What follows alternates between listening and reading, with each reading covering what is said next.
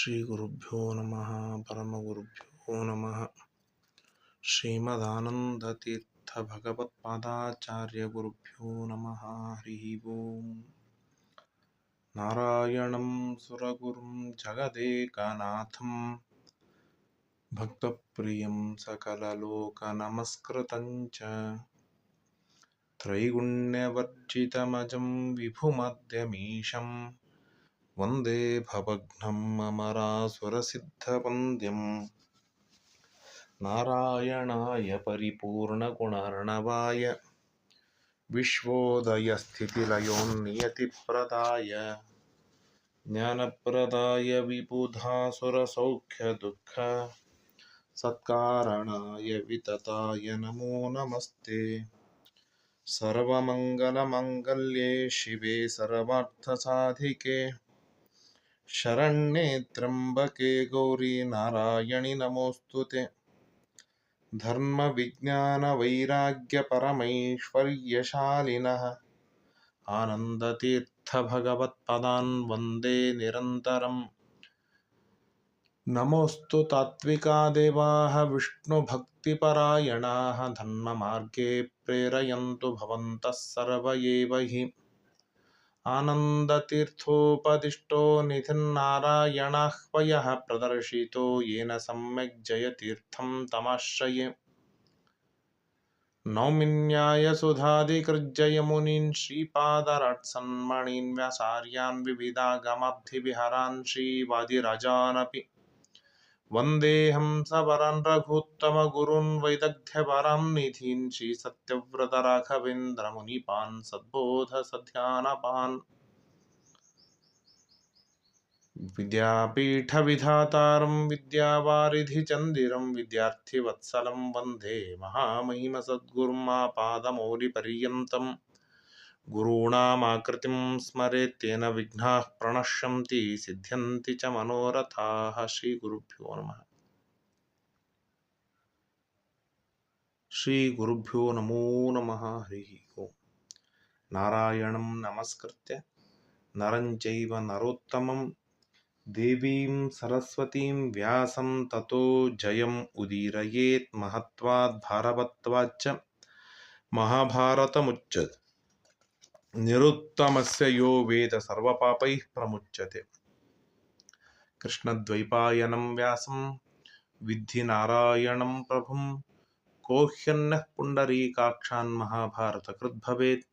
ವೇದೇ ರಾಮಾಯಣೇ ಚೈವ ಪುರಾಣೇ ಭಾರತೆ ತಥಾ ಆದಾವಂತೆ ಚ ಮಧ್ಯೆ ಚ ವಿಷ್ಣುಃ ಸರ್ವತ್ರ ಗೀಯತೆ. ನಮೋ ಭಗವತೆ ತಸ್ಮೈ ವ್ಯಾಸಾಯ ಅಮಿತತೇಜಸೇ ಯಸ್ಯ ಪ್ರಸಾದಾದ್ ವಕ್ಷ್ಯಾಮಿ ನಾರಾಯಣ ಕಥಾಮಿಮಾಂ. ಸ್ವಸ್ತ್ಯಸ್ತು ಅಶೇಷ ಸನ್ಮಂಗಲಾನಿ ಭವಂತು. ಶ್ರೀಮನ್ ಮಹಾಭಾರತದ ಉದ್ಯೋಗ ಪರ್ವದಲ್ಲಿ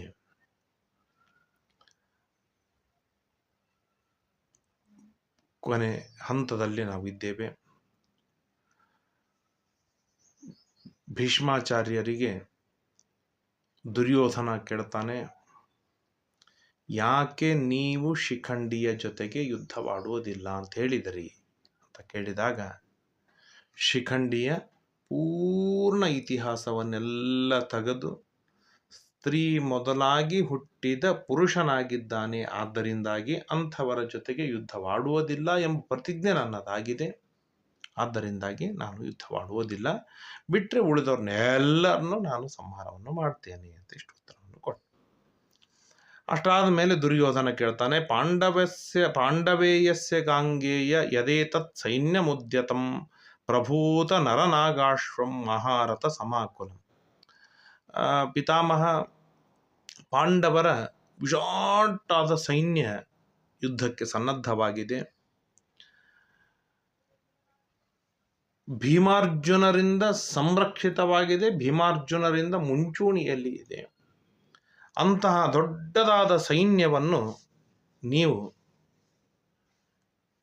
ಎಷ್ಟು ದಿನದೊಳಗೆ ನೀವು ಸಂಹಾರವನ್ನು ಮಾಡ್ತೀರಾ?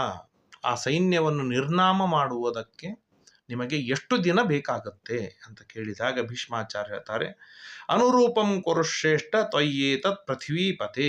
ಹೌದು ರಾಜ, ಈ ಪ್ರಶ್ನೆ ಏನಿದೆ ನಿನಗೆ ಬಹಳ ಯೋಗ್ಯವಾದದ್ದು, ನಾನು ಹೇಳ್ತೇನೆ ಕೇಳಿಲ್ಲಿ.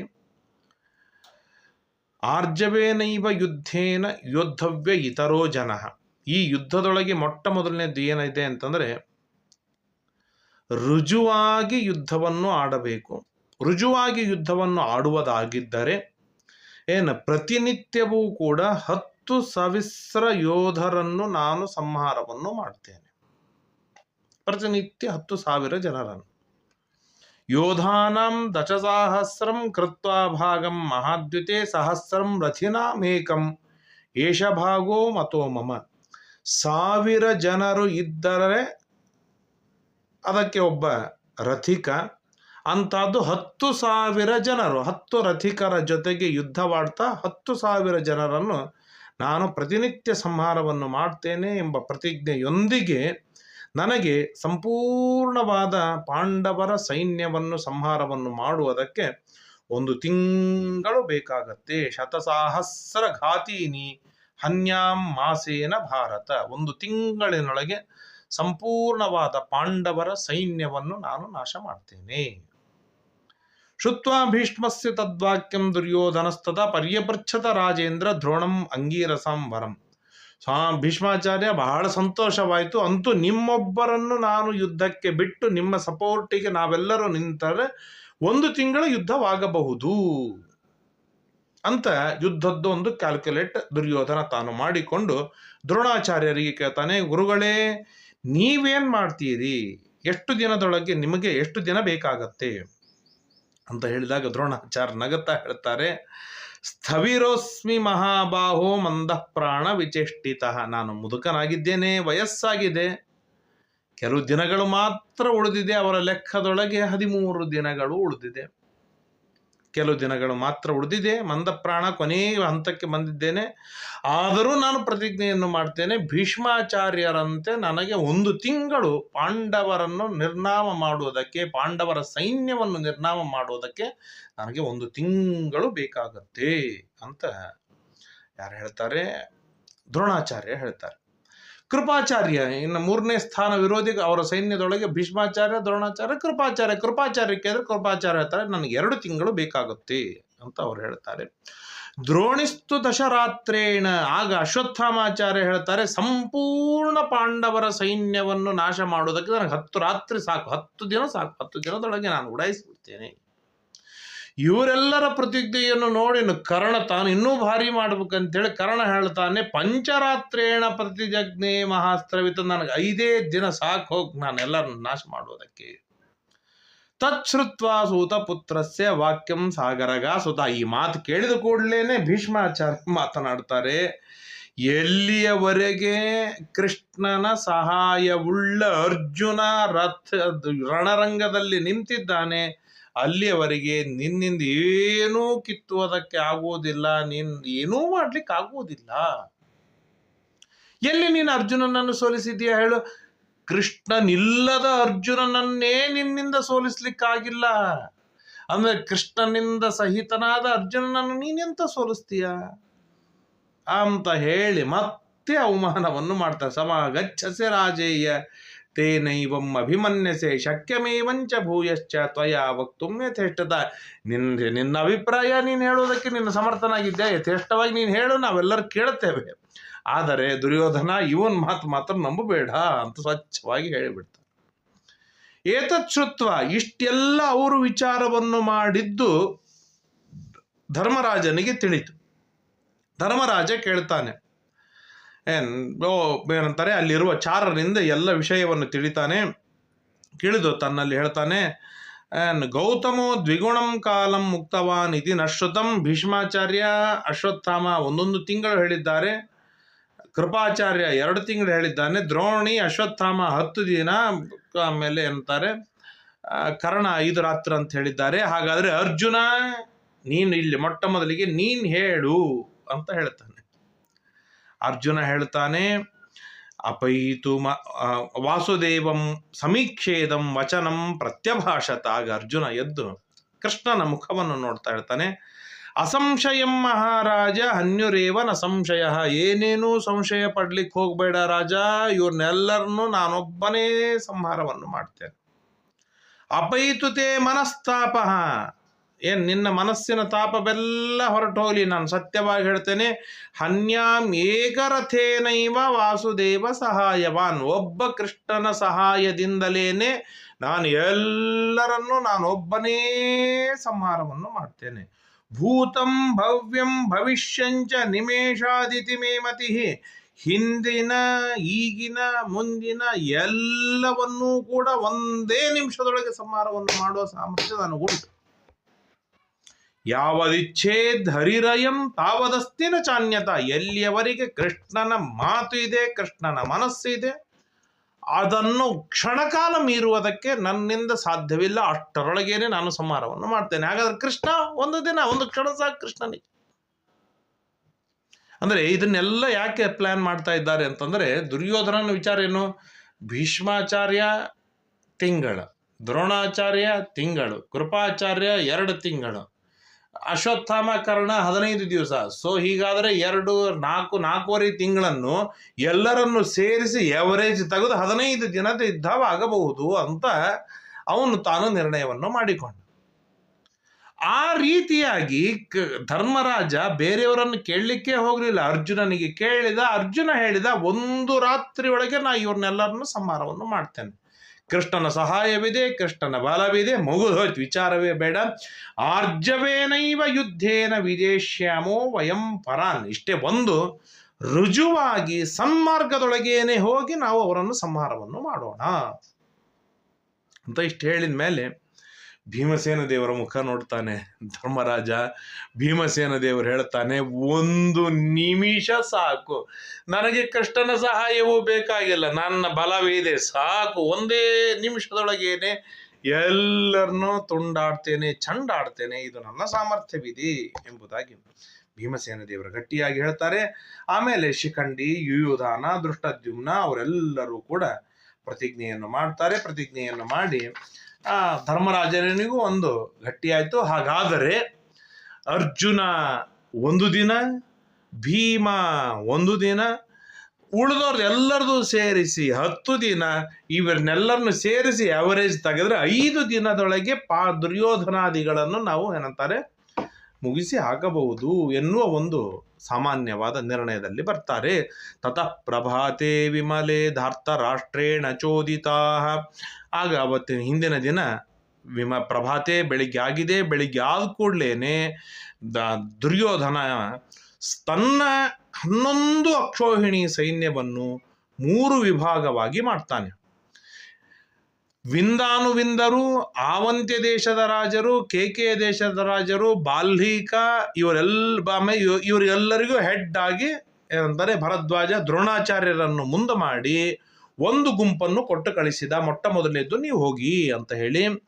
ಎರಡನೇದ್ದು ಅಶ್ವತ್ಥಾಮ, ಭೀಷ್ಮಾಚಾರ್ಯ, ಜಯದ್ರಥ, ದಕ್ಷಿಣ ದೇಶದ ಪಶ್ಚಿಮ ದೇಶದ ಎಲ್ಲ ರಾಜರುಗಳನ್ನು ಸೇರಿಸಿ, ಶಕುನಿ, ಇವ್ರನ್ನೆಲ್ಲರನ್ನು ಸೇರಿಸಿ ಒಂದು ಗುಂಪು ಮಾಡಿ ಎರಡನೇ ಗುಂಪನ್ನು ಯುದ್ಧಕ್ಕೆ ಕಳಿಸ್ತಾನೆ.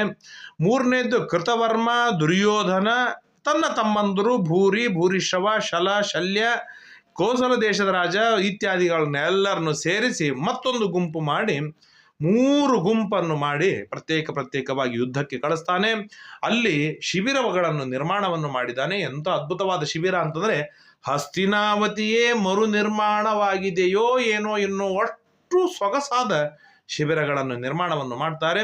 ತತ್ರತೆ ಪೃಥ್ವೀಪಾಲ ಯಥೋತ್ಸಾಹಂ ಮಹಾಬಲಂ ವಿವಿಷು ಶಿಬಿರಾಣ್ಯತ್ರ ದ್ರವ್ಯವಂತಿ ಸಹಸ್ರಶಃ. ಎಲ್ಲ ತರಹದ ಸಮೃದ್ಧಿಯುಳ್ಳ ಶಿಬಿರಗಳಲ್ಲಿ ಅವರೆಲ್ಲರೂ ಪ್ರವೇಶವನ್ನು ಮಾಡ್ತಾರೆ.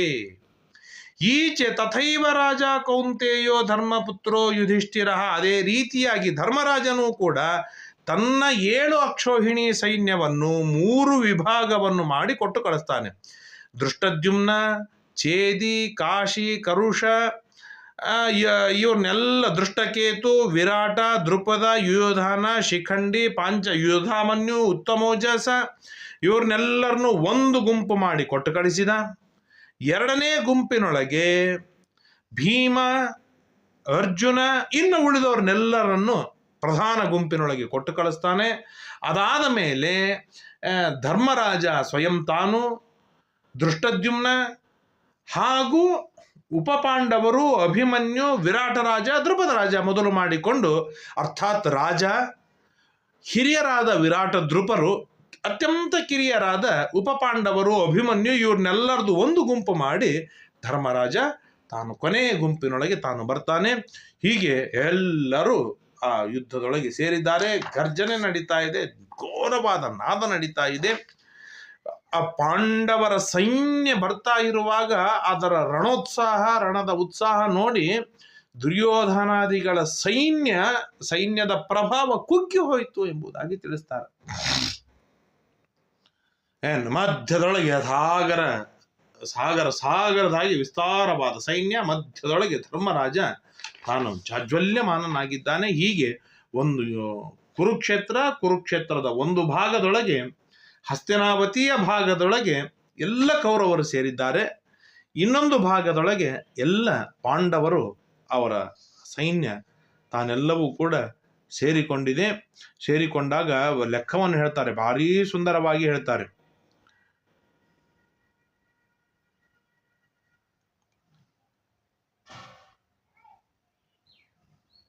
ಹೀಗೆ ಆನೆ ಎಲ್ಲದರ ಗರ್ಜನೆ ಜೋರ್ದಾರ್ ನಡೀತಾ ಇದೆ. ತತ್ರ ಬೇರಿ ಸಹಸ್ರಾಣಿ ಶಂಖಾನಾಂ ಅಯುತಾನಿ ಚ. ಅಲ್ಲಿ ಏನು 1,000 ಏನಂತಾರೆ ನಗಾರಿಗಳು ಏಕಕಾಲಕ್ಕೆ ಬಾರಿಸ್ತಾ ಇದ್ದಾರೆ. 10,000 ಶಂಖಗಳು ಏಕಕಾಲಕ್ಕೆ ಪ್ರಜ್ವಲಿಸ್ತಾ ಇವೆ. ನೆವಾದಯಂತ ಸಂಭ್ರಷ್ಟಾ ಸಹಸ್ರಾಯುತಶೋ ನರಾಹ. 10,000 ಸೈನಿಕರು ಜೋರಾಗಿ ಧರ್ಮಕ್ಕೆ ಜಯವಾಗಲಿ ಎಂಬುದಾಗಿ ಚೀರ್ತಾ ಇದ್ದಾರೆ ಎಂಬುದಾಗಿ ತಿಳಿಸ್ತಾ, ಇತಿ ಶ್ರೀಮನ್ ಮಹಾಭಾರತೆ ಶತಸಾಹಸ್ರ್ಯಾಂ ಸಂಹಿತಾಯಾಂ ವೈಯಾಸಿಕ್ಯಾಂ ಉದ್ಯೋಗ ಪರ್ವಣಿ ಅಂಬೋಪಾಖ್ಯಾನ ಪರ್ವಣಿ 96 ಎಂಬುದಾಗಿ ತಿಳಿಸ್ತಾ ಇಲ್ಲಿಗೆ ಉದ್ಯೋಗ ಪರ್ವವನ್ನು ಮುಕ್ತಾಯವನ್ನು ಮಾಡ್ತಾರೆ. ಅತ್ಯದ್ಭುತವಾದ ಉದ್ಯೋಗ ಪರ್ವ. ಶ್ರೀಕೃಷ್ಣನ ಚಾಕಚಕ್ಯತೆ, ಶ್ರೀಕೃಷ್ಣನ ಬುದ್ಧಿವಂತಿಕೆ, ಶ್ರೀಕೃಷ್ಣನ ಬಲ, ಶ್ರೀಕೃಷ್ಣನ ವಿಶ್ವರೂಪ ಮೊದಲು ಮಾಡಿಕೊಂಡು ಬಹಳ ಅತ್ಯದ್ಭುತವಾದ ಕೃಷ್ಣನ ವ್ಯಾಪಾರವ ತಾನು ತೋರಿಸುವುದಲ್ಲದೇನೆ ಕೊನೆಗೆ ಧರ್ಮಕ್ಕೆ ಜಯವಾಗುವಂಥ ದೊಡ್ಡದಾದ ಯುದ್ಧವನ್ನು ನಿರ್ಣಯವನ್ನು ಮಾಡಿ ಕೃಷ್ಣ ಬರ್ತಾನೆ. ಆ ಧರ್ಮಾಧರ್ಮಗಳ ಸಂಗ್ರಾಮ ಎದುರಿಗೆ ಸನ್ನದ್ಧವಾಗಿದೆ. ಘನಘೋರವಾದ ಯುದ್ಧ ಪ್ರಾರಂಭವಾಗಬೇಕು, ಆ ಹಂತದಲ್ಲಿ ಬಂದು ನಿಲ್ಲತ್ತೆ ಎಂಬುದಾಗಿ ತಿಳಿಸ್ತಾರೆ. ಇದಾದ ಮೇಲೆ ಮುಂದೆ ಭೀಷ್ಮ ಪರ್ವ ಪ್ರಾರಂಭ. ಆಗ ಜನಮೇಜಯ ರಾಜ ಪ್ರಶ್ನೆಯನ್ನು ಮಾಡ್ತಾರೆ. ಕಥಂ ಯುಯುಧಿರೇ ವೀರಾಃ ಕುರುಪಾಂಡವ ಸೋಮಕಾಃ ಪಾರ್ಥಿವ ಸುಮಹಾತ್ಮಾನಃ ನಾನಾ ದೇಶ ಸಮಾಗತಾಃ. ಶ್ರೀ ಗುರುಭ್ಯೋ ನಮಃ. ಪಾಂಡವರು ಹಾಗೂ ಒಂದು ಕಡೆಗೆ ಕುರುಗಳು, ಪಾಂಡವರು, ಸೋಮಕರು, ಇವರೆಲ್ಲರೂ ಸೇರಿ ಮಹಾರಾಜರುಗಳು ನಾನಾ ದೇಶ ಸಮಾಗತಃ, 100 ದೇಶಗಳಿಂದ ವಿದೇಶಗಳಿಂದ ಬಂದಿರತಕ್ಕಂಥ ಇವರೆಲ್ಲರೂ ಹೇಗೆ ಯುದ್ಧವಾಡಿದರು, ಹೇಗೆ ನಮ್ಮ ಹಿರಿಯರಿಗೆ ಜಯವಾಯಿತು ಎಂಬುದಾಗಿ ಪ್ರಶ್ನೆಯನ್ನು ಕೇಳಿದಾಗ ಆ ಪ್ರಶ್ನೆಗೆ ವಿಸ್ತಾರವಾಗಿ ಯುದ್ಧ ಪರ್ವದಲ್ಲಿ ಮೊಟ್ಟ ಮೊದಲನೆಯದಾದ ಭೀಷ್ಮ ಪರ್ವವನ್ನು ಪ್ರಾರಂಭವನ್ನು ಮಾಡ್ತಾರೆ. ಮತ್ತೆ ಮುಂದೆ ಭೀಷ್ಮ ಪರ್ವದ ವಿಸ್ತಾರವಾದ ಮೊಟ್ಟ ಮೊದಲಿಗೆ ಭಗವದ್ಗೀತೆ, ಅದಾದ ಮೇಲೆ ಯುದ್ಧ ಪ್ರಾರಂಭವಾಗುತ್ತೆ. ಎಲ್ಲವನ್ನು ಕೂಡ ವಿಸ್ತಾರವಾಗಿ ತಿಳಿಯುವ ಪ್ರಯತ್ನವನ್ನು ಮಾಡೋಣ ಎಂಬುದಾಗಿ ತಿಳಿಸ್ತಾ ಈ ಉದ್ಯೋಗ ಪರ್ವವನ್ನು ಇವತ್ತಿನ ಅತ್ಯಂತ ಪರಮ ಮಂಗಲವಾದ ಶುಭವಾದ ಪರಮ ದಿವ್ಯವಾಗಿರ್ತಕ್ಕಂಥ ಈ ಶುಭ ದಿನದಲ್ಲಿ ಅಸ್ಮತ್ ಗುರುವಂತರ್ಗತ ಭಾರತೀಯ ರಮಣ ಮುಖ್ಯ ಪ್ರಾಣಾಂತರ್ಗತ ಭೈಷ್ಮಿ ಸತ್ಯಾಸಹಿತನಾದ ಶ್ರೀಕೃಷ್ಣ, ಅಂಬ್ರಣಿಪತಿ ವೇದವ್ಯಾಸ, ಪರಶುರಾಮಾದಿ ಅನಂತ ರೂಪಾತ್ಮಕನಾಗಿರ್ತಕ್ಕಂತಹ ಸ್ವಯಂ ಶ್ರೀಮನ್ನಾರಾಯಣ, ಅವನ ದಾಸರಾದ ರುಕ್ಮಿಣಿ ಸತ್ಯಭಾಮ, ಅವರ ದಾಸರಾದ ಭೀಮಸೇನ ದೇವರು, ಅವರ ದಾಸರಾದ ಅರ್ಜುನಾದಿಗಳು, ಅವರ ದಾಸರಾದ ಧರ್ಮರಾಜಾದಿಗಳು, ಎಲ್ಲ ಋಷಿಗಳು ಮುನಿಗಳು ಅವರೆಲ್ಲರೂ ಸಂತುಷ್ಟರಾಗಲಿ ಎಂಬುದಾಗಿ ಪ್ರಾರ್ಥನೆಯನ್ನು ಮಾಡ್ತಾ ಮುಂದಿನ